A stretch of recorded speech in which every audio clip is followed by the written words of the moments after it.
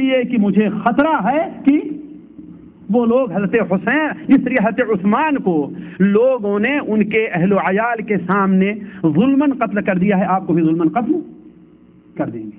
لیکن حضرت حسین رضی اللہ عنہ مانے نہیں کہ نہیں کہ ہم نے مسلم ابن عقیل کو بھیج دیا ہے، مسلم ابن عقیل کو ہم نے بھیج دیا ہے، انہوں نے ہمارے پاس خط لکھا کہ صرف ایک دن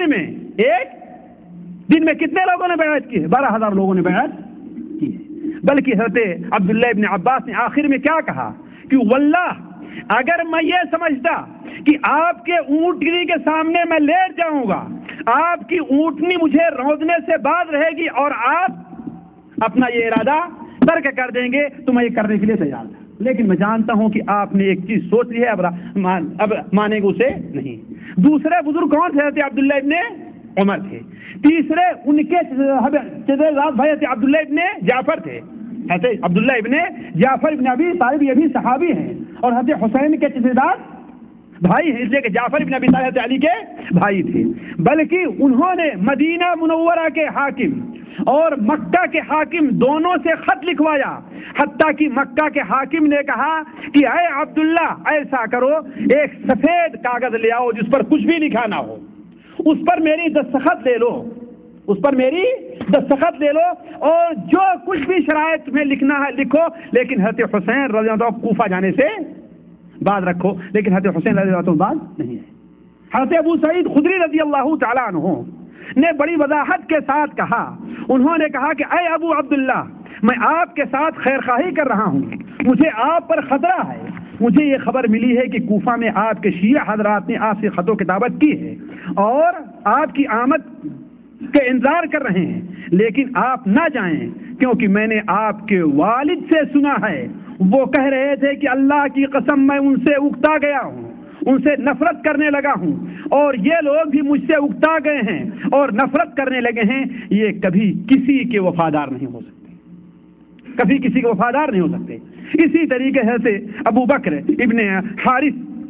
ابن عبد الرحمن ابن حارث نے اور ابو واقد لیثی نے، عبداللہ ابن معطی الازدی نے، سارے لوگوں نے مکمل طور پر کوشش کی، لیکن حضرت حسین رضی اللہ تعالیٰ عنہ وہاں جانے سے بعد نہیں آئے۔ نتیجہ کیا نکلا کہ حضرت حسین رضی اللہ تعالیٰ عنہ راستے ہی میں تھے کہ انہیں مسلم ابن عقیل کا خط ملتا ہے کہ کوفہ کے لوگوں نے غداری کی ہے، آپ یہاں پر نہ آئیں۔ ذرا دیکھیں، صرف واللہ ایک منظر میں آپ کو دکھانا چاہتا ہوں، زیادہ نہ جائیں۔ ان کی جو لوگ آج روتے ہیں، سینہ پیٹتے ہیں، مظلوم کے ماتم، جو کہتے ہیں نا بدعات نہیں ہم کرتے ہیں، مظلوم کا ماتم کرتے ہیں، مظلوم کا ماتم نہیں، بلکہ اللہ تبارک و تعالی نے انہیں جو مقام دیا، کس چیز کا مقام دیا ہے؟ شہادت کے مقام پر ہے کہ نہیں؟ بھلا بتائیے، جہاں پر حضرت حسین رضی اللہ عنہ آج خوش ہیں کہ ناراض ہیں؟ وہاں پر مجھے بتائیے آپ لوگ جی، جہاں پر وہ آج موجود ہیں، کہاں پر موجود ہیں؟ جنت میں ہے کہ نہیں ہے؟ اس لیے کہ شہید کی روح کہاں رہتی ہے؟ جنت میں۔ وہاں پر وہ خوش ہیں کہ ناراض ہیں؟ وہ تو وہاں پر خوش ہیں، اور آپ یہاں پر اپنے سینے کو پیٹ رہے ہیں۔ یہ کون سی عقل مندی ہے؟ کس عقل میں آنے والی بات ہے؟ کس عقل میں آنے والی بات ہے؟ اور آپ رونے اور پیٹنے سے کیا فائدہ ہے؟ اپنی اس غلطی کا تم کوئی مداوع تو کرو کہ تمہارے باپ دادا نے جو کچھ غلطی کی ہے وہ غلطی اب رونے پیٹنے سے نہیں پوری ہوگی۔ تاریخ کے سامنے صحیح طور پر ان کا جو مقصد تھا، ان کا جو مقصد لے کر کے اٹھے تھے، اسے پورا کرنے کی کوشش کرتے تو ہم سمجھے کہ ہاں بھائی تم سچے ہو۔ تو مسلم ابن عقیل نے جب آئے اور 12,000 لوگوں نے، بلکہ بعض راویوں نے تو 18,000 تک، کیا جیسے تحریر وغیرہ میں ہے کہ 18,000 تک لوگوں نے ان کے ہاتھ پر، 17,000 لوگوں نے ان کے ہاتھ پر بیعت کر لی تھی۔ لیکن ہوا کیا؟ عبیداللہ ابن زیاد جب کوفہ آیا، یہاں یہ لکھتے تھے، یہاں تک لکھا تھا کہ ہم لوگ جمعہ جماعت میں بھی شریک نہیں ہو رہے ہیں، اور عبیداللہ ابن زیاد نے آ کر کے اذان دلوائی اور کہا نماز ہونے جا رہی ہے، تو سارے کے سارے کوفہ کے لوگ نماز پڑھنے چلے آئے۔ کہاں یہ تھا کہ ہم لوگ جمعہ اور جماعت میں بھی شریک نہیں ہوتے ہیں، اور سارے لوگ یہاں پر چلے آئے ہیں۔ عبیداللہ ابن زیاد یہاں پر آیا، بلایا، لوگوں کو دھمکی دیا، جن کی یہاں مسلم ابن عقیل سے انہیں پکڑوا کر کے اپنے یہاں مارا اور جیل میں ڈال دیا، اور مسلم ابن عقیل کو تلاش کروانے کے لیے لوگوں کو بھیج دیا۔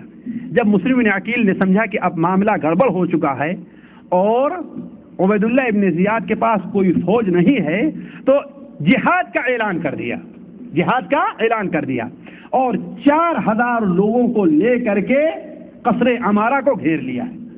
کتنا؟ دیکھیں 4000 لوگوں کو لے کر قصر عمارہ کو گھیر لیا۔ لیکن عبیداللہ ابن زیاد نے، جو ظاہر بات ہے جو بدبخت ہوتا ہے بڑا چالاک بھی ہوتا ہے، جو عقل مند ہوتا ہے وہ بڑا، جو شیطان ہوتا ہے شرارتی ہوتا ہے وہ بڑا عقل مند بھی ہوا کرتا ہے۔ اپنے مطلب کے لیے اس نے کوفہ کے سرداروں کو کیا کیا تھا؟ اپنے پاس بلا لیا تھا اور کوفہ کے سرداروں سے کہا کہ جاؤ سارے لوگوں کو لالچ دو اور ان سے کہو کہ واپس چلے جائیں، ہے کہ نہیں؟ چنانچہ سارے کے سارے سردار جب اٹھ کر کے آئے ہیں، اوپر سے بات کیا ہے، تو حضرت مسلم ابن عقیل کے پاس بعض روایات میں آتا ہے کہ 1000 لوگ بھی نہیں رہ گئے بلکہ 100 لوگ بھی نہیں رہ گئے، 3 لوگ رہ گئے۔ شام ہوتے ہوتے ان کے پاس ایک آدمی بھی نہیں، ان کے ساتھ ایک آدمی بھی نہیں رہ گیا۔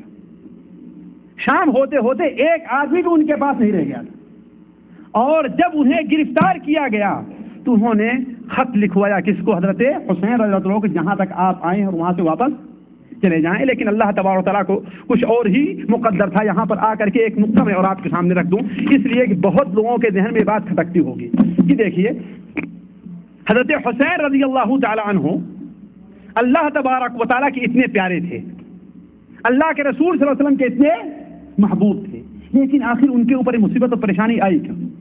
ایک سوال ہے نا، لوگ کر سکتے ہیں نا، آخر ان کے اوپر اتنی مصیبت، جہاں جیسا کہ بیان کیا جاتا ہے، حالانکہ اس میں بہت بڑا مبالغہ ہے کہ ان کا پانی بند کر لیا گیا اور یہ ساری کے ساری جو ہے قصے اور کہانیاں ہیں ساتھیوں، اس کی حیثیت اس سے زیادہ نہیں جو آپ لوگ جو ہے اسکرین کے اوپر کوئی ڈرامہ اور کوئی قصہ دیکھتے ہیں۔ اس سے انکار نہیں کہ انہیں قتل کیا گیا، نعوذ باللہ من ذالک، لیکن جن لوگوں نے بلایا تھا انہی لوگوں نے قتل کیا ہے۔ بلکہ میں تو اس نتیجے پر پہنچا ہوں تاریخ کے مطالعہ سے، اور آج 10 سال سے میرا اس سلسلے میں یہ موضوع رہا ہے کہ عبیداللہ ابن زیاد بھی حضرت حسین رضی اللہ عنہ کو قتل کرنا نہیں چاہتا تھا، اور میرے پاس تاریخی شواہد موجود ہے۔ امام ذہبی رحمہ اللہ السیر کے اندر، سیر اعلام النبلاء میں، امام ابن کثیر رحمہ اللہ اپنی کتاب البدایہ والنہایہ میں نقل کرتے ہیں کہ عبیداللہ ابن زیاد کے سامنے جب حضرت حسین رضی اللہ عنہ کی یہ بات پیش کی گئی کہ مجھے 3 باتوں میں سے کسی ایک کے قبول کرنے کا اختیار دے دو، پہلی بات کیا ہے کہ میں جدھر سے آیا ہوں یعنی مکہ وہاں واپس چلا جاؤں، ہے کہ نہیں؟ اور یہ بات شیعوں ہی کی لکھی ہوئی ہے، سنیوں کی لکھی ہوئی نہیں ہے۔ دوسری بات کیا ہے کہ مجھے یزید کے پاس جانے دو۔ البدایہ والنہایہ میں امیر المؤمنین کا لفظ ہے کہ مجھے امیر المؤمنین یزید کے پاس جانے دو، میں اس کے ساتھ اپنا معاملہ حل کر لیتا ہوں۔ وہ بدبخت لوگ کہاں ہیں جو یزید کو کافر، فاسق اور شرابی کہتے ہیں؟ حضرت حسین ان کے پاس جانے کے لیے تیار کیوں ہوئے؟ اگر کافر تھا وہ، ہے نا، اگر فاسق اور شرابی تھا تو اس کے پاس جانے کے لیے تیار کیوں ہوئے؟ تیسرا سوال کیا تھا جی؟ تیسرا سوال یہ تھا کہ مجھے اگر تم ان دونوں پر راضی نہیں ہو تو مسلمانوں کے بڑے سرحدی علاقے ہیں، مجھے چھوڑ دو، میں ادھر جا کر کے جہاد کرتے ہوئے اللہ تعالیٰ کے راستے میں اپنی جان دے دوں گا، تم لوگوں نے مجھے بڑا رسوا کیا ہے۔ یہ 3 مطالبہ تھا کہ مطالبہ نہیں تھا؟ پڑھا ہے آپ لوگوں نے کہ نہیں پڑھا؟ لیکن تاریخ یہ بھی بتاتی ہے کہ ہاں عبیداللہ ابن زیاد کے سامنے جب بات پیش ہوئی تو کہا کہ اس میں کوئی حرج نہیں ہے، لیکن کوفہ والوں نے یہ بات ماننے نہیں دیا، خصوصی طور پر شمر ذی جوشن جو کوفہ کا بہت بڑا کمانڈر تھا، اس نے کہا کہ نہیں، اسے مجبور کیجئے کہ آپ کے سامنے ایک خادم اور ایک غلام کے طریقے سے بن کر کے آئے، قیدی بن کر کے آئے، تب تو آپ اس کی بات مانیے، آپ جو اس کے بارے میں فیصلہ کریں، یزید کا معاملہ بھی چھوڑ دیجیے۔ لیکن حضرت حسین رضی اس کے اوپر راضی نہیں ہوئے۔ سوال یہ ہے کہ آخر کوفہ والوں نے عبیداللہ ابن زیاد پر اتنا زور کیوں ڈالا بھائی؟ اس لیے ڈالا، وہ جانتے تھے کہ ہمارے خطوط حسین ان کے پاس موجود ہیں، حضرت حسین کے پاس۔ اگر مکہ چلے گئے یا یزید کے پاس چلے گئے یا کہیں بھی چلے گئے تو یہ راز جو ہمارے خطوط لکھنے کا ہے وہ پوشیدہ نہیں رہے گا، ایک دن کھل جائے گا، ایک دن کھلے گا، اور اگر کھل گیا تو ہماری گردن ناپ دی جائے گی. لہذا ایسا کرو کہ انہیں کہیں نہ جانے دو، یہیں پر ان کا معاملہ صاف کر دو تاکہ ہماری بات آگے تک نہ پہنچ پائے. اسی لیے خود شرعی روایات کے اندر موجود ہے کہ ان کے خیمے کو آگ لگا دی گئی. ان کے خیمے کو کیوں آخر وجہ کیا تھی؟ وجہ کیا تھی؟ تاکہ جو خطوط موجود ہیں، اس لیے کہ 2 بورا خط کا ذکر آتا ہے، خرجین من الرسائل، خرجین من الصحائف، 2 بورا خط حضرت حسین کے پاس موجود تھا، اس لیے کہ 1-2 لوگوں نہیں بلکہ 1,00,000 لوگوں کی دستخط موجود تھی ان کے اوپر. تو یہ اصل مسئلہ ہے ساتھیوں، یہ مقصد تھا کوفیوں کا. اسی لیے حضرت حسین رضی اللہ تعالیٰ عنہ کو شہید کر دیا گیا، اور سارے جو ان کے شواہد موجود تھے وہاں پر انہیں ضائع بھی کر دیا گیا. میں اصل میں اب ایک اور نقطے کی طرف آتا ہوں، اس لیے بات کو مختصر کر رہا ہوں. دیکھیے، پہلی بات تو یہ ہے کہ بڑے اختصار کے ساتھ کہ یزید کے اوپر، دیکھیے ایک بات اور عرض کر دوں، یزید سے ہمیں محبت نہیں ہے. عام مسلمان حاکموں کے طریقے سے یزید بھی ایک حاکم تھا. اور ابھی اگر وقت ملا تو میں چند شواہد علماء اہل سنت والجماعت کے، جو اہل سنت والجماعت آج اپنے کو کہہ رہے ہیں سنی لوگ ہیں نا، وہ سن کر کے مسلمان ہونے والے، ان کی بات نہیں ہے.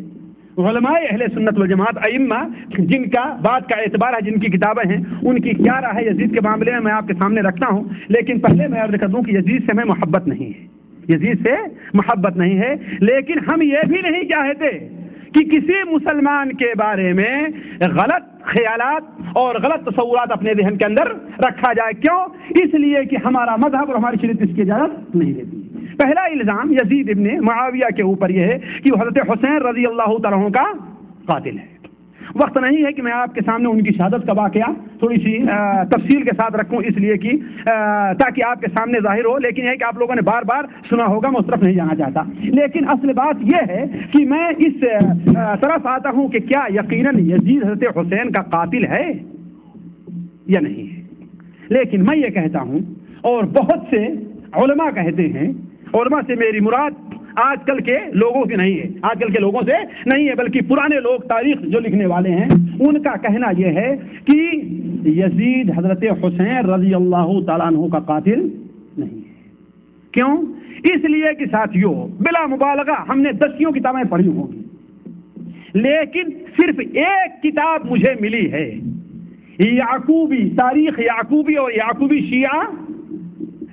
اس کے اندر لکھا ہوا ہے کہ یزید نے حضرت حسین کے قتل کا حکم دیا تھا، ورنہ کسی کتاب میں نہیں ہے کہ حضرت حسین کے قتل کا یزید نے حکم دیا ہو. بلکہ یزید کا اصل حکم کیا تھا وہ میں آپ کو پڑھ کے سناتا ہوں. دیکھیے، عبید اللہ ابن زیاد کو لکھا کہ مجھے یہ پتا چلا ہے کہ حسین ابن علی عراق کی طرف جا رہے ہیں، اس لیے نگرانوں کو بیٹھاؤ، فوج کو لگاؤ، سخت نگرانی کرو، اور صرف تہمت پر بھی لوگوں کو گرفتار کرو، البتہ کسی کو قتل نہ کرنا، البتہ کسی کو قتل نہ کرنا. یہ بات ہم نے تاریخ تبری اور بدایہ والنہایہ سے نقل کی ہے.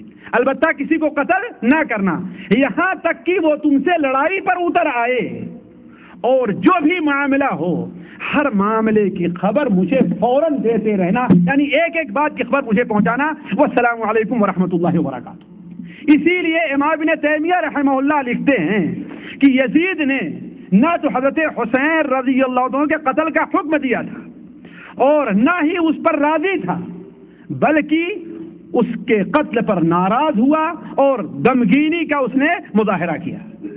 تو عرض کرنے کا مقصد ہے کہ یہ بات کسی بھی صحیح قابل اعتبار روایت سے ثابت نہیں ہوتی ہے کہ یزید نے قتل حسین کا حکم دیا تھا. دوسری بات یہ ہے کہ کسی بھی صحیح اور قابل روایت سے یہ نہیں پتہ چلتا کہ یزید نے حضرت حسین کی قتل پر خوشی کا بھی اظہار کیا ہو، بلکہ ساری روایات آپ پڑھ لے جائیے جس سے پتہ چلتا ہے کہ یزید کیا ہے، رونے لگا تھا حضرت حسین جب کی خبر ان کو ملی ہے تو. اور یہ بھی نہیں جو یہ نقل کیا تھا یزید کے سامنے حضرت حسین کا سر پیش کیا گیا، یہ بھی بات غلط ہے. بخاری شریف میں ہے کہ ان کا سر کس کے سامنے پیش کیا گیا؟ عبید اللہ ابن زیاد کے سامنے، نہ کہ حضرت یزید ابن. اسی لیے امام ابن کثیر رحمہ اللہ بھی جن سے لوگ نقل کرتے ہیں وہ اپنی کتاب البدایہ والنہایہ میں نقل کرتے ہیں کہ وہ صحیح انہ لم یبعث براس الحسین الی الشام کما سیاتی. حق بات یہ ہے کہ حضرت حسین رضی اللہ عنہ کا سر شام نہیں بھیجا گیا. امام ابن تیمیہ رحمہ اللہ جو ان کے استاد ہیں وہ بھی یہ بات کہتے ہیں. بلکہ سچ تو یہ ہے کہ حضرت حسین رضی اللہ تعالیٰ عنہ کی شہادت کے اوپر حضرت حسین کی شہادت پر یزید جو ہے غمگین اور ناراض بھی ہوا تھا. لیکن ایک سوال یہ ہے کہ کیا صرف اس کی ناراضگی یہ کافی تھی؟ یہ کافی نہیں تھی. یزید کا ہاتھ حضرت حسین رضی اللہ تعالیٰ عنہ کے قتل سے بری نہیں ہو سکتا ہے. کیوں؟ آخر وجہ کیا تھی؟ اس لیے کہ وہ حاکم وقت تھا. اسے چاہیے تھا